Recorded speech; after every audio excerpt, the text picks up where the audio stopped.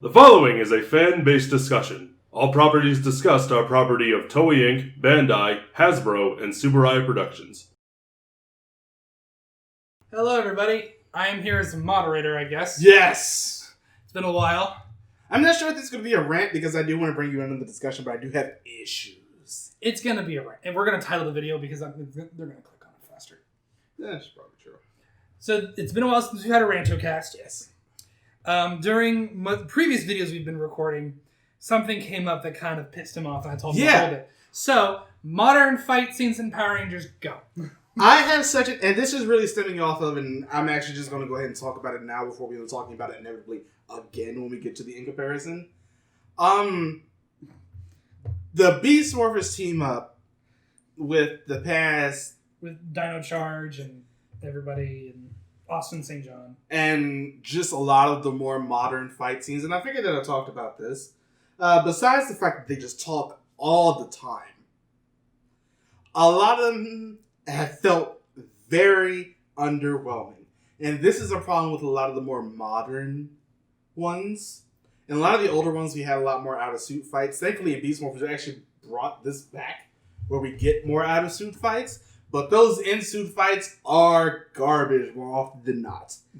Either they talk too much, or it's just too fast. And I had the biggest problem with this in the team-ups, because I'm sitting here watching this thing like, slow down. Why is everything going so quickly?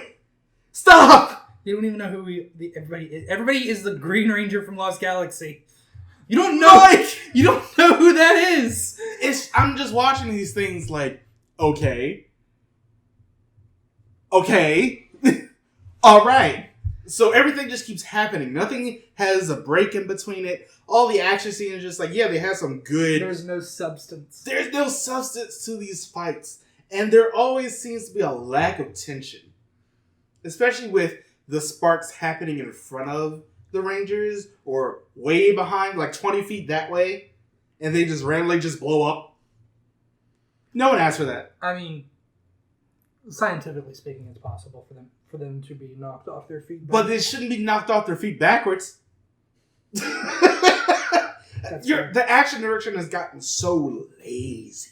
And I think that's a lot where a lot of my issues are coming up with. This happened in Ninja Steel. This is happening a lot more infrequently in Beast Morphers, but it really happened in the team up. Where I'm sitting here like, the monster just appears on screen. Oh no, the monster's dead.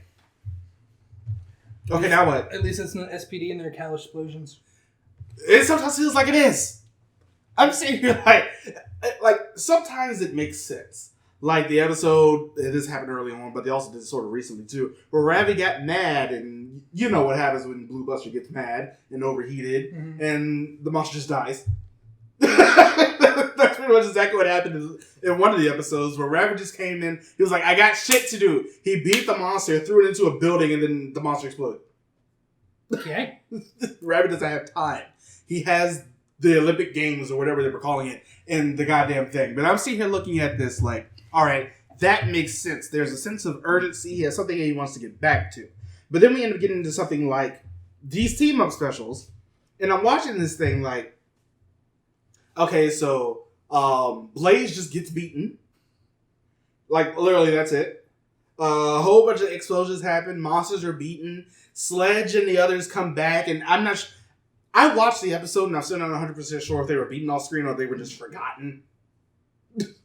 Most likely the latter. More than likely, because they just get beaten so fast, and there's no substance to it. It's like, if you're going to do an action scene, have an actual action scene with legitimate stakes and action direction and substance to it, so I can feel it. I want to feel that substance. I want it to hit me in the face. Look at the scene of Shinkenger. Shinken Red versus the three-way fight with Shinken Red. There were stakes there. And you never really know who exactly was going to come out the victor in that. You just knew it wasn't going to be the monster of the week. But with Juzo and Shinken Red there, it was very up in the air. But then let's look at the American version of that. Nope. He said rather not, thanks. It was just like, you need to have tension when it ends up coming to your fights. You need to be able to actually do something with the characters that are on screen. Other than we're going to use this new weapon and just blow it up. That's a problem in Forever Red, but, you know. But in this case, it's just like... Oh, he's dead. Marcus so lost for words. That's a new one. That's what it boiled down to. When they beat Blaze, it was just like, we're going to use the new bow and arrow toy that we have. Shoot him once he's dead. That didn't happen before. That didn't even work before. Why did it work here? And then you end up getting the big Megazord fight. Because of the morphing grid. Marcus? Speaking of the morphing grid, let's get to that big old Megazord fight they had this episode. You wonder how long that lasts? A minute. I was about to say... If that. I was going to guess 85 seconds. 30 at best, really. Jesus. It's like, you had the Dino Megazord come in. You had the Dino Thunder one come in. And then you had... what was it? Dino Charge, their main one, come in as well. And then the Go Busters attached to it, and they blow up the big, threatening... MacGuffin that was just there. It was like, it's a new Zord. No, it's just stock footage that you brought in and didn't know exactly what to do with. So we're like, we're going to go ahead and give Evox his own Zord by using the Dino Charge gems somehow. And we don't know exactly how that's going to happen, but it all has to do with this Geo that we found. Inexplicably. And they just make a new Zord out of it, and the Zord dies in 3 seconds. Where are your stakes? I'm not talking about the ones that you eat. I'm talking about the ones that you can actually do something with. Because there was nothing here. I was so upset watching this because... I'm just going to talk about the episode really quickly. The 5 or 4 episodes that happened. Dr. K was the best one. The Gavin ones were alright. And then you get the Dino Charge ones, and I'm sitting here like, I need these people to talk to each other. Not just fight and then leave. I'm going to need you to actually speak and interact with each other. Because I don't know exactly how these two teams will really interact with each other.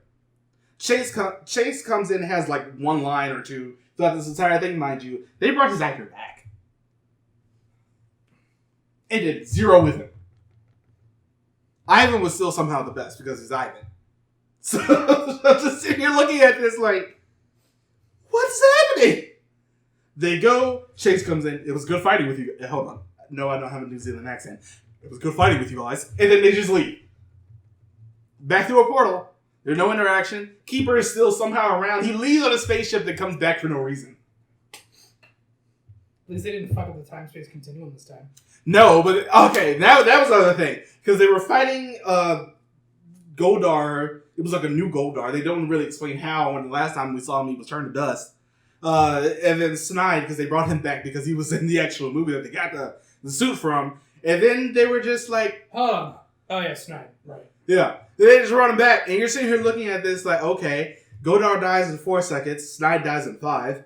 And then the big monster's here. Evox is there for some reason. No explanation how they got to that other universe in the first place. Because there's no... thought? There's no thought to how they got there. It just happens. It was like, hey, we're just going to do X and skip straight to Z. Where's the Y? Actually, why did this get made? Why did this get made the way that it did? Easier? Put some thoughts into your fight scenes. Put some thoughts into your characters so we don't just get no why in the middle. I need to have some reason. I feel like the kids of today have enough mental capacity to get that in themselves. We're just like, all right, how did we get to this place? Evox is in the other dimension. They mentioned one thing because we saw a Velociraptor running in the background. And Yellow was just like, oh my god, they have dinosaurs there? And Keeper was like, yeah, we did that. Whoops. And then Ravi and Zoe go... That's her name. Ravi and Zoe go over there, get beaten, and Ravi has no... There's no tension in his voice. There is nothing there. I'm sitting here like, you're surprisingly calm for all the explosions that are happening around you right now. And he said this wasn't going to be a rant. It just bothered me because it wasn't good. And, like, no, there really weren't a lot of expectations for the actual team up in itself. But at least you could have done something with it. Add the Go Busters in there a little bit more. Nope, the Dino Thunder Rangers are here. Did they name every motion they did in the fight scene? No, I was actually a little surprised by that. Thank God. Because the last time, woo, buddy, fire! Blast! Slice! And I'm sitting here jump! Like, y'all are killing me. You say that, funny enough, I'm taking you to the doctor over this to check your blood pressure. Oh, God. It was not good. And a lot of the more recent fight scenes are just so underwhelming. I'm loving the out-of-suit fights that we're getting in Beast Morphers because we're getting quite a few of them. But other than that, they take a lot of tension out of the ones in suit because they just happen too quickly. And you can tell that which ones are American-produced and which ones are, stock footage from the Sentai. Not just because you watch them, but because the Sentai ones are a lot faster. Yeah. Especially for Red Buster, who is just like... Yeah, between him... They haven't even gotten to anything between him and Blaze yet, which is disappointing. So, that's right, never mind. I was going to say Dark Red Buster, but then I forgot he does get that suit. Yeah, he gets that suit in the first season. And then we don't see it again. Which is sort of a problem of doing this out of order. Thanks. Anything else? No, I just wanted to be better. I wanted this team up to be better. I'm not angry. I'm just disappointed and angry. And I just wanted the fight scenes to be better. Don't just gloss over the fact that these villains are here. You make them out to be such a big deal. And then everybody beats them in 5 seconds. Also, some of the CGI is so terrible. I can't remember if this is from the Team Up. I feel like it was.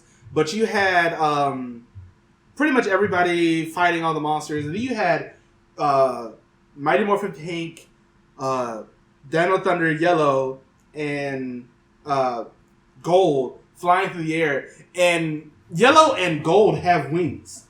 Pink does not. Pink does not. So she's just over there Ultramaning it up. That's a Jetman. No, at least they have wings. She just looks so awkward like this. I could fly too. It was all the Terror Rangers. That's what they did. And I'm just sitting here like, no. Just make it better. That's what this could have been. Beast Morphers has been, sort of middling, but it's still on the up and up more often than not. That Dr. K episode, fantastic. But then you end up having something like the rest of this, and I'm just sitting here like, wow. I could have got an hour and a half of my life back. How many times did they bring up the morphing grid? How much time you got? Because that was about all of it.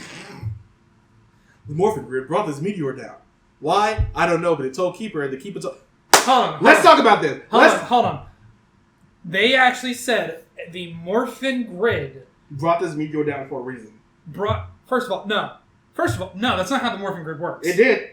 It gave him future sight. Not just Alakazam can use it anymore. No, I'm not talking about future sight. The ability to grab something in space and bring it down to Earth. That's not how the morphing grid works. Let's talk about the thing that led up to that. Devin doesn't believe that the power of the morphing grid is real. You use this power for Morphex, which is a huge plot point in this show. But he doesn't believe that the morphing grid can do what it does. And the Red Mystic Force Ranger still doesn't believe in magic. It's basically the same thing. Yeah. But it's just like, you don't believe that the morphing grid can do all of this when, to be fair, it really shouldn't be able to. Yeah. It is literally a power grid. Yeah, that's really all it is. That has, I would argue, has sentience.